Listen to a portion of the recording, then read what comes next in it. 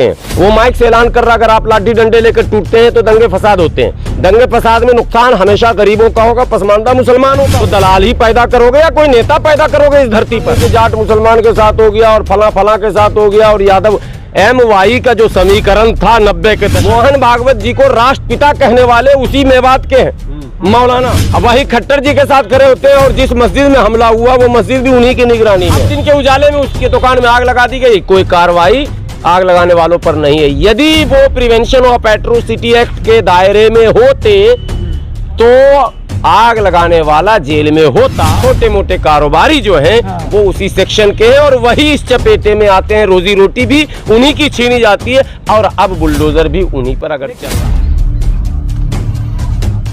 जिसके दुकान में आग लगाई गई थी मुरादाबाद का वो बताया जाता है, मुल्ला जी आपने देखा होगा नाम, तो वो कौन थे? वो मंसूरी थे जो रजाई का, तोशक का, तकिए का काम करते हैं, रुई का काम करते हैं, जिन्हें आप धुना कहते हैं। प्रधानमंत्री जी ने उस बरादरी का नाम लिया।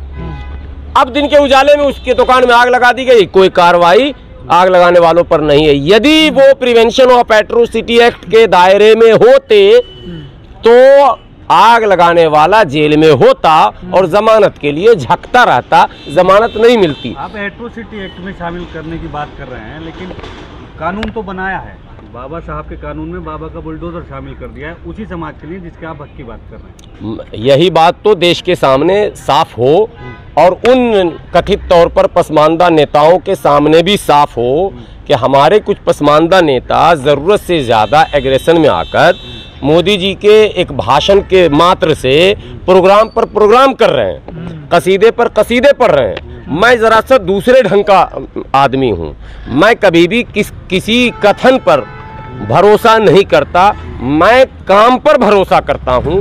और मैं प्रधानमंत्री जी से यही कहता हूँ कि आपने भाषण तो दे दिया, आपने उनका नाम ले लिया, आपने चिंता प्रकट की है, मैं उसके लिए आपका आभारी हूँ।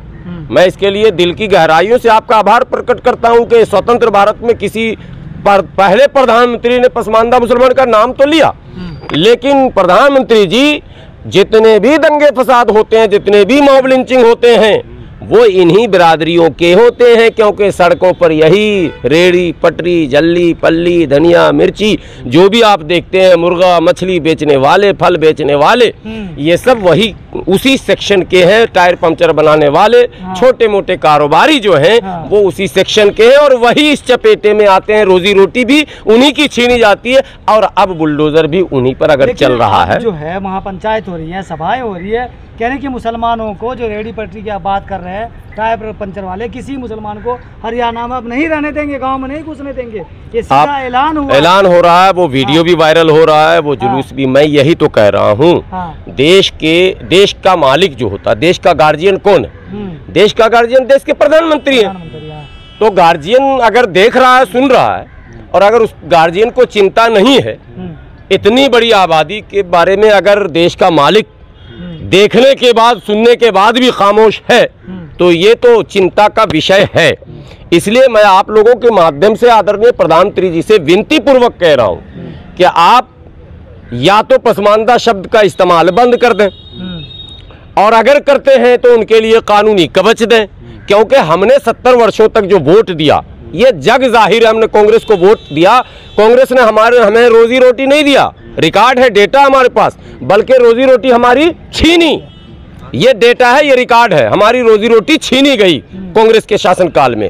कांग्रेस ने हमें सुरक्षा भी नहीं दिया, दंगे फसाद जमकर हुए, एक सीरीज है पूरी लंबी चौड़ी, इतने दंगे कराए कि वो शहर जहां दस्तकारों का शहर था, उन तमाम शहरों को तबाह बर्बाद कर दिया। चाहे वो मेरठ हो, चाहे वो हाशिमपुरा हो, चाहे वो अलीगढ़ हो, चाहे वो फिरोजाबाद हो, चाहे वो मऊ हो, चाहे वो भदोई हो, चाहे वो वाराणसी हो, जहां लुंगी बिनते थे, जहां हम कालीन बनाते थे, जहां हम चूड़ी बनाते थे, जहां हम कैंची बनाते थे, जहां हम ताला बनाते थे।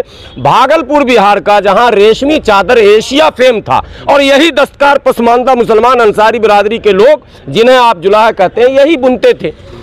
उस शहर को भी बर्बाद किया गया। तो ये कांग्रेस ने किया, लेकिन फिर भी कांग्रेस कहती थी कि हम ही तुम्हारी सुरक्षा करेंगे।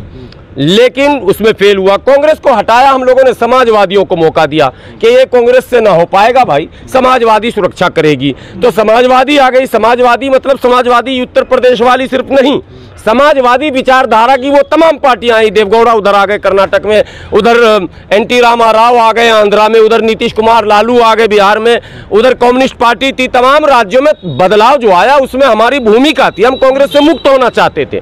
कांग्रेस से तो मुक्ति मिली, लेकिन जो आश्वासन था वो फिर ज़बानी का ज़बानी ही रह गया और दंगे फसाद से मुक्ति नहीं मिली। अब जब भारतीय जनता पार्टी इस नारे के साथ आई मैदान में कि सबका साथ, सबका विकास, सबका विश्वास, प्रधानमंत्री जी के इस नारे पर सबसे ज्यादा खुश अगर कोई हुआ होगा भारत में तो यही दबा कुचला मुसलमान हुआ होगा। तो हम आप लाठी लेकर नहीं जा सकते हैं। सुनिए,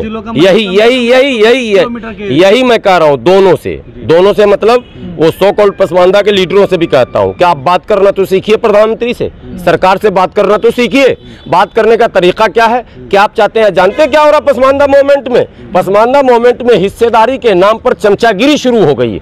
और चमचागिरी करके कोई छोटा मोटा पद मिल जाए, थाने की दलाली मिल जाए। अरे भैया, जिंदगी में पहले अशराफ ने दलाली किया, अब पसमानदा दलाली करने आ गया। तो दलाल ही पैदा करोगे या कोई नेता पैदा करोगे इस धरती पर?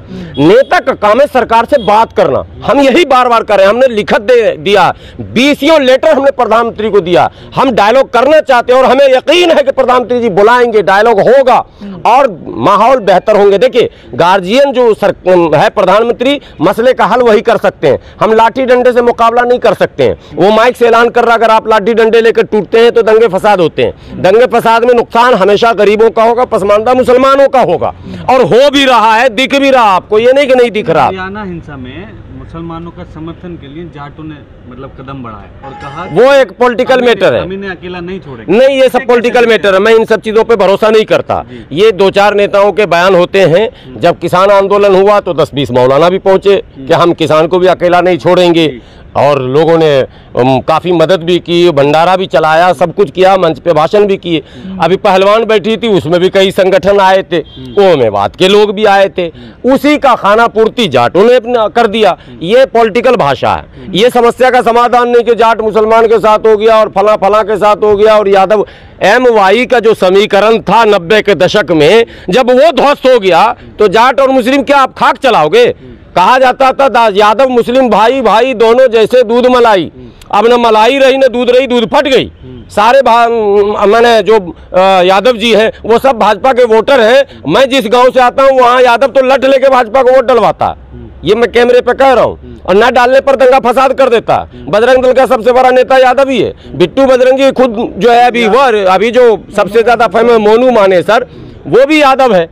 तो फिर क्या ये सब बात आप कर रहे हैं? ये बेकार की बात है। बात सरकार से करनी होगी, मसला सरकार हल करेगी। तो अनदेखा कर रही है ना मसले की। बात कौन कर रहा? मैं फिर आप मुझे गुस्सा दिलवा रहे हैं। हाँ। कौन बात कर रहा? सरकार। कोई आप? अरे आपकी तंजीम, कोई मुस्लिम तंजीम, सरकार, बयानबाजी। वो जो जाते हैं जिन्हें आप कह रहे हैं बात करने के लिए, उन्हें तो अच्छे से समझा के भेजा जाता है सरकार की तरफ। हाँ, वो तो अभी फिर मैं बोलूंगा, फिर आप लोग कहेंगे मुझे लोगों ने मना किया, मैं बहुत बर्दाश्त करता हूँ। अभी गए थे कुछ हमारे बड़े बड़े हजरत, गृह मंत्री जी से मिल के आए थे। बताया क्या, बताया क्यों नहीं, क्यों मिले? किस तो इतने अच्छे हैं, मोहन भागवत जी से भी मिले हैं।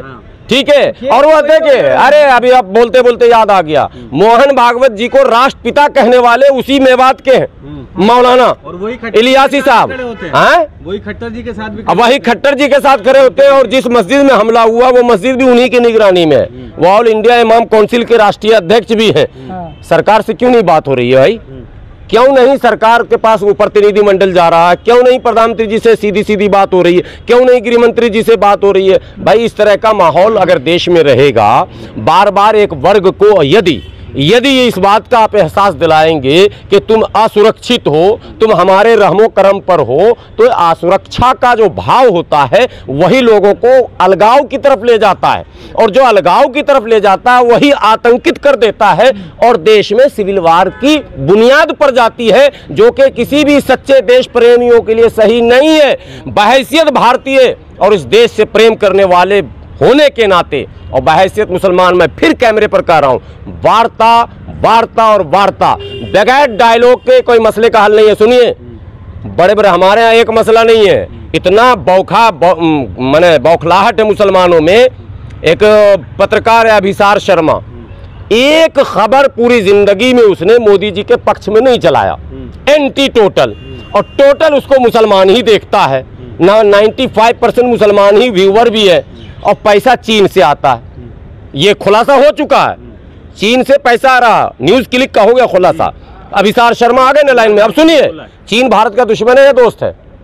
दुश्मन। तो भारत के दुश्मन के पैसे से कोई आदमी अगर न्यूज चला रहा है और उसका देखने वाला अगर मुसलमान है, तो ये कौन सा देश प्रेमी है? पहले मुसलमान नौजवानों को भी समझना पड़ेगा, आपको भी अंधभक्ति से निकलनी पड़ेगी, आप भी अंधभक्त है भाई, ऐसी बात नहीं, एक तरफ से नहीं चलता है। लेकिन सरकार ने केवल साबित कर दिया चीन से पैसा आ रहा है, रोक क्यों नहीं रहे हैं, गिरफ्तार क्यों नहीं कर रहे हैं? आपका बहुत उचित सवाल है कि ये काम भी सरकार का है कि रोके, अभी पकड़ा गया है, पता चला है, अब कार्रवाई होगी, ऐसा नहीं कि बच निकलेंगे कोई।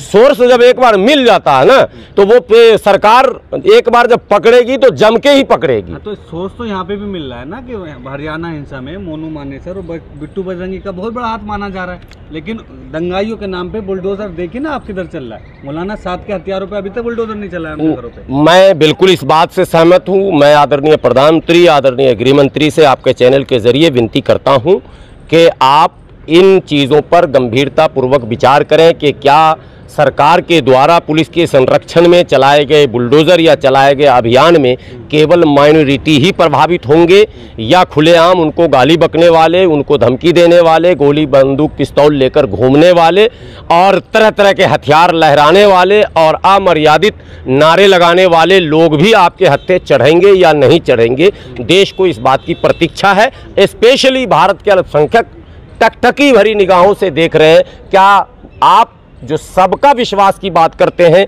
क्या आप अल्पसंख्यकों और विशेषकर पसमानदा मुसलमानों का भी विश्वास जीतने में सफल होंगे या नहीं होंगे? आपके लिए भी ये चुनौती है। एक लास्ट कमेंट मोल साहब के कहा जा रहा है कि 2024 के चुनाव को देखते हुए ऐसी बहुत सारी हिंसाएं और कराई जाएंगी, तो क्या कहना चाहते हैं आप मुसलमान समाज से कि वो ऐसी साजिशों का शिकार ना हो या इनका भागीदार ना बने? नहीं, बिल्कुल हिंसा किसी भी समस्या का समाधान नहीं है, किसी भी सब समाज, कोई भी सब समाज इसको स्वीकार नहीं करता है और ये अच्छी चीज़ नहीं है, इससे सबको बचना चाहिए, मुसलमान को खासकर बचना चाहिए। कभी भी आपके ऊपर अगर लड़ाई थोपी जाती है तो आपका पहला काम है कि कैसे इस लड़ाई को रोक दिया जाए, क्योंकि फितना जो है वो कत्ल से बड़ा जुर्म है, इसलिए फितना है ये जो माहौल है ये फितने का माहौल है। तो पहले फितना रोकने के लिए आप काम करें और उसके बाद भी अगर आप सफल ना हो सकते हो तो आप सरकार से गुहार लगाएं, और सरकार भी अगर आपकी नहीं सुनेगी तो आत्मरक्षा का संविधान ने आपको अधिकार दिया है, आप अपनी आत्मरक्षा की तैयारी भी करें।